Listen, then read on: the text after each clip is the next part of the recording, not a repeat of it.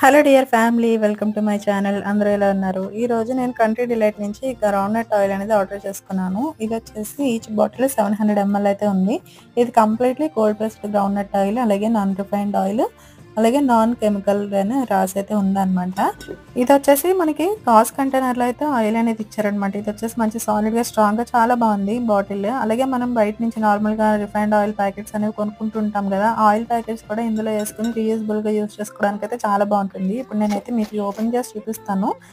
So చూసారా, ఇట్లా అయితే ఉంది మూత సీల్ లాగా. నేనైతే నార్మల్గా నిపుల్ లాగా వస్తుందేమో ఆయిల్ పోసుకోవడానికి, చాలా బాగుంటుందని అనుకున్నాను. బట్ ఇట్స్ ఓకే, ఇది కూడా బాగానే ఉంటుంది ప్లాస్టిక్ అవాయిడ్ చేయడానికి అయితే.